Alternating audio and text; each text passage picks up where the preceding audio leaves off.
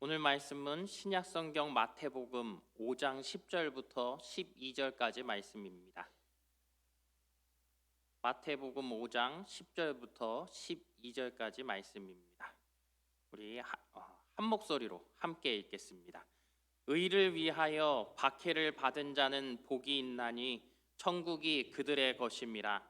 나로 말미암아 너희를 욕하고 박해하고 거짓으로 너희를 거슬러 모든 악한 말을 할 때에는 너희에게 복이 있나니 기뻐하고 즐거워하라.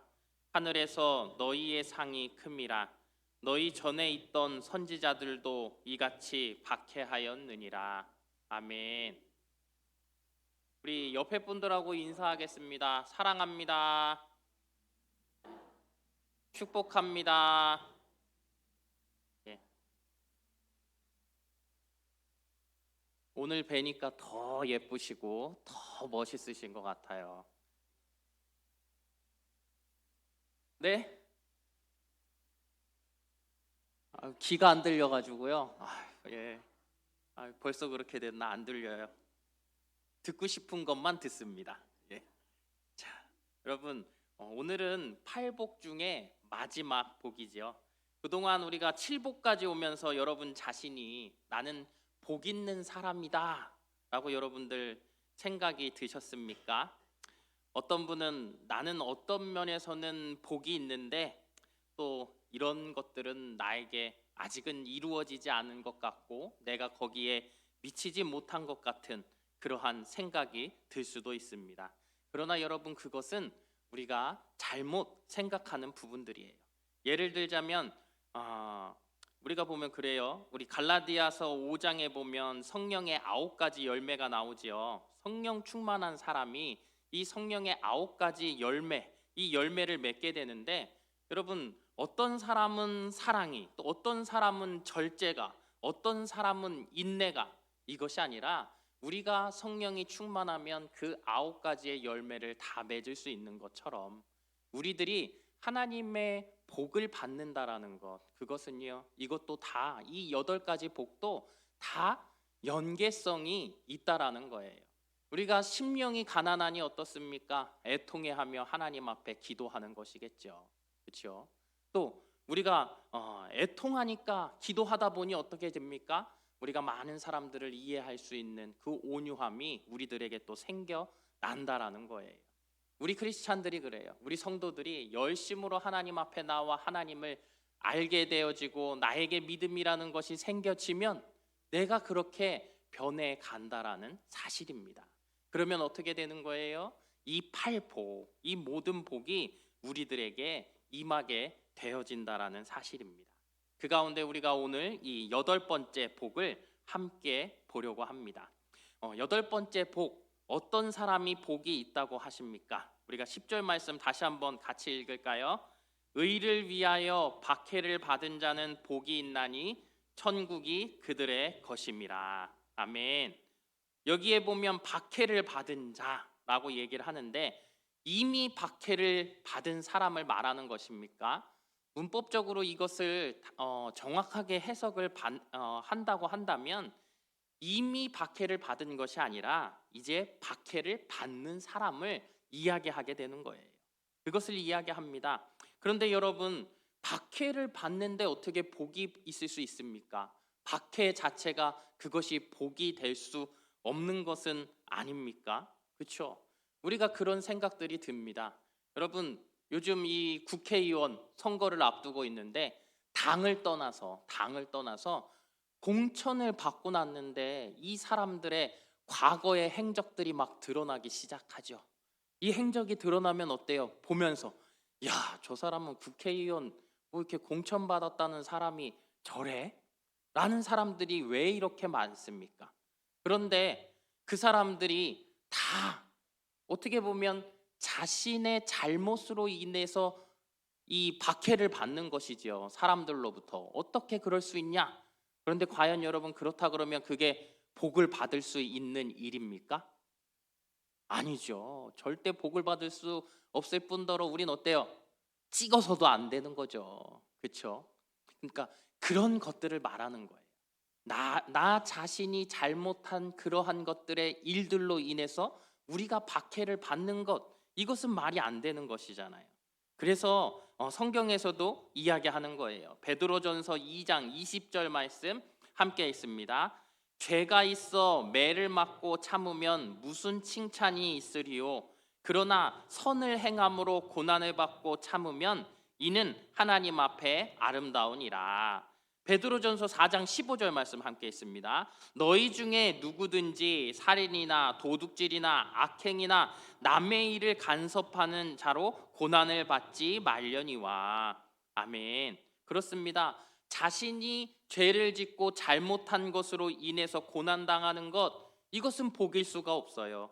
그래서 예수님께서 오늘 말씀 가운데 딱 못 박아서, 앞에 딱 못 박아서 이야기하신 건 뭐예요? 의를 위해 라는 것을 전제 조건으로 다셨다라는 거예요. 의를 위해 박해를 받는 자가 복이 있다라는 것입니다. 그래서 이 말씀을 읽다 보니까, 아니 그런데 또 11절 끝에 가면 너희에게 복이 있나니 라는 구절이 한 번 더 나와요. 그래서 우리가 이것이 그러면 9번째 복인가? 그것이 아니라 8번째 복에 대한 세밀한 설명이 이 11절 가운데 이어진다라는 거예요. 그래서 우리가 11절 말씀을 함께 읽습니다. 나로 말미암아 너희를 욕하고 박해하고 거짓으로 너희를 거슬러 모든 악한 말을 할 때에게는 너희에게 복이 있나니. 아멘. 10절 말씀에서는 의를 위해서라고 했고 11절 말씀에서는 의를 위해서가 안 나오고 대신에 나로 말미암아라는 이야기가 나와요. 나로 말미암아, 누구를 말하는 거예요? 예수님. 그래요. 예수님으로 말미암아 박해를 당하는 자가 복이 있다라고 말씀을 하시는 거예요. 이것을 통해서 우리가 알 수 있는 건 무엇입니까? 의를 위해서 박해를 받는 것이나 예수를 위해서 박해를 받는 것은 어떤 것이에요? 같은 거다. 같은 거다. 여러분들 오늘 아주 반응이 너무 좋습니다. 계란을 2알 먹었더니 힘이 막 나는 것 같아요. 아주 좋아요. 아주 좋아요. 자, 말은 다르지만 이것은 같은 의미로 사용되어지고 있다라는 거예요. 예수를 믿고 예수를 따라가는 것, 예수님의 말씀대로 우리가 사는 것, 이것이 바로 의로운 삶이기 때문입니다. 그것이 의를 위하는 것이기 때문에 둘 다 같은 말씀이라는 거예요. 그러면 왜 천국 시민이 된 기독교인이 세상에서 고난을 받겠습니까? 우리가 한번 생각해 보자라는 것이죠. 우리가 성경을 보면 성도가 이 세상에서 고난을 받는다고 말씀을 합니다. 사도행전 13장에 보면 기독교 역사에서 최초의 선교사라고 할 수 있는 바울과 바나바가 안디옥 교회의 파송을 받고 그들이 지금의 이 터키 중남부 지역에 선교를 갑니다. 비시디 안디옥, 이고니온, 루스드라, 더베 이 지역을 선교하는데 가는 곳마다 사람들이 이 복음을 듣고 막 주님 앞에 다 회개하며 돌아오는 일들이 일어나는 것이죠. 구원받는 영혼들이 많아지고 있는 거예요. 그런데 중요한 건 무엇이냐? 이렇게 구원받는 사람만 늘어나며 이것이 정말 좋은 일들만 있느냐? 그렇지 않아요. 그러면요, 거기에는 또 박해가 있다라는 것이죠. 수많은 박해가 이 선교의 현장 가운데 있었다라는 거예요. 특별히 루스드라에 갔을 때 사람들이 사도 바울을 돌로 쳐 죽이죠. 그들이 이 바울을 돌로 쳤어요. 죽은 줄 알고 두고 간 거예요. 하나님께서 이 바울을 살려주시지 않습니까? 이 얼마나 이 극심한 박해입니까? 생명을 잃을 정도의 박해를 이렇게 복음을 전하다가 받게 되어졌다라는 거예요. 그뿐입니까? 바울이 이렇게 선교를 마치고 이제는 돌아오면서 그 선교하였던 지역들에 세워진 교회들, 그 교회들을 방문합니다. 그 지역을 방문했어요. 그 성읍들을 다시금 방문했는데 어떤 거예요? 자신이 복음을 전했던 이 초신자들이 또다시 박해를 당하고 있는 모습을 보게 되어졌다라는 거예요. 그 모습을 보면서 얼마나 마음이 아픕니까? 그래서 이 초신자들을 향해서 바울이 위로하고 격려하면서 말하는 것이지요. 이 믿음 위에 굳게 머물러 있으라 격려하면서 한 이야기가 사도행전 14장 22절 말씀이에요. 우리 함께 읽겠습니다. 제자들의 마음을 굳게 하여 이 믿음에 머물러 있으라 권하고, 또 우리가 하나님의 나라에 들어가려면 많은 환난을 겪어야 할 것이라고 하고, 우리 디모데후서 3장 12절 말씀, 무릇 그리스도 예수 안에서 경건하게 살고자 하는 자는 박해를 받으리라. 아멘.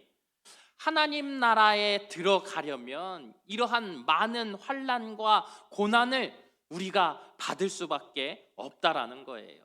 천국 시민이 이렇게 고난과 박해를 받는 것은 우리들이 어디에 살고 있기 때문입니까? 이 세상에, 이 죄악된 세상 속에 우리가 살아가고 있기 때문에 의로운 우리들은 계속하여 고난과 박해를 받을 수밖에 없다라는 거예요.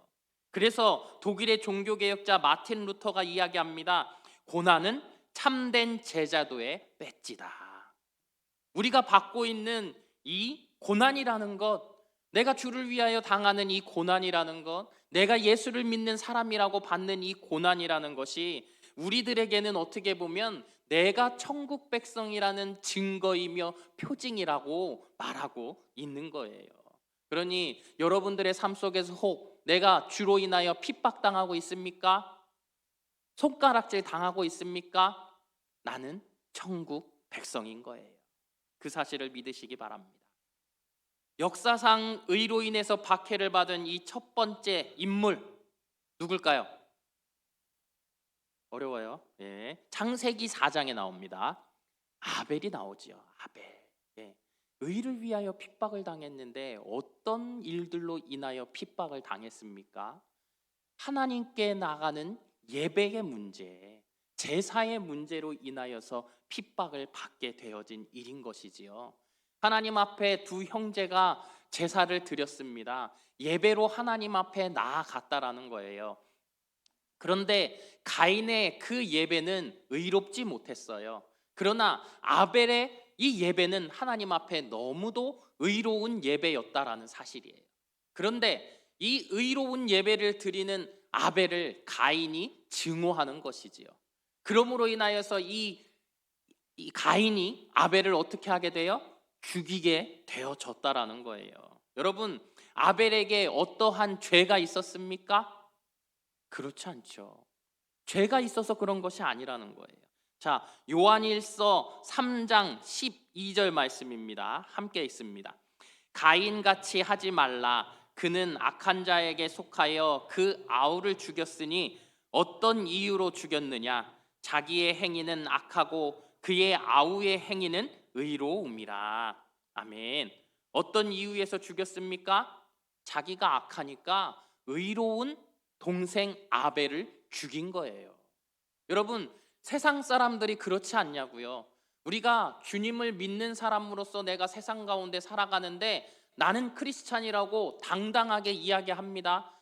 저는 주님을 믿는 사람이에요 라고 이야기를 하면 사람들이 그래? 대단하다. 이게 아니라 내가 주님을 믿기 때문에 어떻게 하는 거예요? 나를 악용하기도 하고요, 나를 괴롭히기도 한다라는 거예요. 일례를 들자면 우리가 이 교회차 스타렉스 12인승, 우리 이 스타렉스의 11인승이죠. 우리 교회는 이 스타렉스에 왜 교회의 이 마크를 달지 않습니까? 우리가 주일날만 달아요. 이유가 있어요. 불법을 행하기 위해서가 절대 아닙니다. 그러면요, 이 교회 마크를 달고 다니면요, 세상 사람들이 교회 차 앞으로는 깜빡이도 안 켜고 들어와도 된다고 생각해요. 어떤 식으로든 자신이 불법을 저질러도 교회 차는 아무 상관이 없다라는 생각을 하는 것이죠. 여러분, 이게 세상 사람들이 우리를 보는 시각이라는 거예요. 우리가 세상을 살면서 내가 주의 자녀로서 의롭기 때문에 받는 핍박이 아마 이러한 핍박일 것이란 사실입니다. 여러분들이 살아가는 삶의 현장이 동일하지요. 예. 시댁에 갔어요. 믿는 며느리니까 너가 좀 더 일 열심히 해. 이런 뉘앙스로 여러분들에게 주시지요? 맞대요, 맞대요. 어떻게 하실 거예요? 맞대는데. 그러한 일들이 이렇게 우리의 삶 속에서 자연스럽게 일어나고 있다라는 사실이에요. 그래서 우리가 하나님께 기도하는 거죠. 하나님, 나는 바르게 성경적으로 살려고 하는데 왜 이렇게 어려움이 많습니까? 왜 일이 이렇게 자꾸 나에게 안 되고 어렵게 되어지는 것입니까? 그런데 여러분, 우리가 이렇게 주님 앞에 어떻게 보면 투정 부리듯이 이야기하지만 그것이 바로 성경에서 벌써 하나님께서 우리에게 말씀하고 계시는 일들이라는 사실이에요. 성도는 고난받는 것이 너무도 자연스러운 것이란 사실이지요. 여러분, 그렇다고 하여서 내가 나 한 사람이 주의 이름으로 세상 가운데 의롭게 살아가는 것을 포기해야 합니까? 그렇지 않아요. 여기 있는 우리들 모두가 내가 속한 곳에서 의롭게 살기를 위해, 주를 위해 살기를 위해, 그 예배자로 살아가기를 위해 나아간다면 여러분, 하나님께서는 우리를 통하여 이 악한 세상도 바꾸어 주실 것을 믿습니다. 자, 이 역사상 첫 번째 박해, 아벨의 박해를 보았는데, 그렇다면 이러한 일들이 여러분 그 시대에만 있었던 일입니까? 그렇지 않죠. 또 어떤 사람이 핍박을 받습니까? 자, 본문 12절 하반절 말씀에도 기록합니다. 너희 전에 있던 선지자들도 이같이 박해하였느니라. 여러분 보세요. 엘리야, 엘리사, 이사야, 예레미야, 이 모든 선지자들이 박해를 받았습니다. 왜 박해를 받는 거예요? 세상을 향해 세상이 잘못하고 있는 일들을 말하여 주니까. 그들의 죄를 드러나도록 하나님의 그 음성, 내가 하나님의 마음을 느낀 대로 그들에게 전해주니까 어떤 거예요? 나를 박해하고 미워하는 것이지요. 우리가 복음을 전하는 일이 그래요. 세상 사람들에게 복음을 전한다라는 것은 우리가 그들에게 무엇을 말해주는 것입니까? 죄로 인해 우리는 죽을 수밖에 없어. 너는 죄인이야. 그 사실을 우리가 전해주는 거잖아요. 여러분, 제가 길 가다가 이렇게 전도를 하든 뭐를 하든 또 아니면 여러분들을 대할 때 꼭 하는 이야기가 있죠. 오늘도 오늘 보니까 너무 예뻐요. 예쁘다는 이야기는요, 2살, 3살 이 여자애들도 다 좋아해요. 80 넘어간 할머니도요 너무 좋아하는 이야기예요. 그걸 솔직하게 사실대로 이야기하면 어때요? 큰일 나요. 큰일 나. 그런데 그 일이 우리에게 주어졌다고요. 복음이라는 것은 그 사람들의 죄를 알려주는 거예요. 우리가 죄인 된 것을 그들에게 전하여 주는 일이라는 거예요. 그러다 보니 핍박받을 수밖에 없다고요. 사도 바울이 이야기합니다. 고린도전서 15장에 보면요, 나는 날마다 죽노라. 이 이야기를 하면 내가 핍박받는 것은 당연하기에 내가 오늘 죽을 수도 있다라는 것을 그는 알고 항상 이야기하는 거예요. 내가 나가는 이 길, 주의 그 복음을 들고 나가는 이 길로 인하여 나는 날마다 죽노라 라고 그가 고백을 하는 거예요. 그는 결국 어떻게 됩니까? 그의 삶이라는 것이 마지막에 참수형을 당해 목이 잘려 순교하게 되어지지 않습니까? 이뿐이겠습니까? 여러분, 초대교회 시대에 기독교인들이 로마 제국에서 얼마나 많은 핍박을 받았습니까? 또 현대에 와서는요, 공산주의 국가를 보세요. 그들이 기독교인이라고 말도 하지 못합니다. 지하에서 또 가정의 이 창문들을 다 막고 예배드릴 수밖에 없는 그런 일들 아닙니까? 이슬람 국가에서는 어떻습니까? 목숨을 걸고 신앙을 지키고 있지 않습니까? 그들이 개종하는 순간 온 가족들이 그를 죽이려고 해요. 그것이 현실이라고요. 이러한 핍박이 있다라는 거예요. 여러분, 우리가 살고 있는 이 한국 사회에, 우리 사회는 그래도 참 감사해요. 내가 신앙의 자유를 가질 수 있잖아요. 그러나 우리들 또한 그 믿음을 갖는다라는 것이 얼마나 어려웠습니까? 아직도 믿지 않는 가정에 우리 믿는 자매들이 또 아들들이 이제 결혼을 하게 되면 얼마나 많은 그 신앙적인 스트레스를 받고 있습니까? 이 일들이 계속하여서 우리들 가운데 일어나고 있다라는 거예요. 그런데 이 모든 것은 바로 의를 위해 받는 핍박이라는 것입니다. 우리 예수님께서 이 일들을 통해 우리에게 무엇이라고 말씀하십니까? 이런 사람을 불행하다라고 말씀하지 않으세요. 그러면요, 의를 위해서 핍박받는 자는 복이 있다 말씀하시는 거예요. 우리가 그 핍박을 받는데 너네 참 안 됐다, 불행하다, 이것이 아니라 너희들 그 의를 위해 핍박받는데 너희들 정말 복이 있을 거야 라는 말씀인 것이지요. 여러분, 의를 위해서 핍박을 받는 자 어떤 복이 있습니까? 10절 끝에 보시면 천국이 그들의 것임이요. 첫 번째 복도 뭐였죠? 그 복은 어떤 복을 받아요? 천국이 그들의 것이라고요. 그런데 보니까 이 마지막에도 천국이 그들의 것이다 라고 말씀하지 않습니까? 여러분, 천국이 그들의 것이다. 천국은 어떤 곳이기에 그럴까요? 이 첫 번째 복과 마지막 복이 이어지고 있는데, 동일한 복을 처음에도 마지막에도 이야기하고 있는데, 이 천국의 복이라는 것, 그것은 어떤 것이기에 이렇게 우리에게 두 번에 걸쳐 하나님께서는 말씀하시는 것일까요?